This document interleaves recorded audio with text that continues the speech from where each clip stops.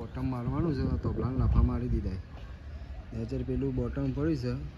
છે 14 ફૂટ 6 ઇંચનું બાલ્કની છે બરાબર આ ઠોકવાનું છે આ બાલ્કની આ 3 રૂમ ઠોકી દીધા કિચન બેઠક રૂમ ને બેડરૂમ હજી હોય એક એલિવેશન ઠોકવાનું બાકી છે બરાબર કમ્પ્લીટ આ બોટમના ટેકા બેકા બનાવેલા કમ્પ્લીટ છે અરે પોતે જાતે સેટિંગના કારીગર છીએ જો આ કિલ્લી આ થોડી લઈને ઠોકવાનું ચાલુ કરીએ છીએ હવે બરાબર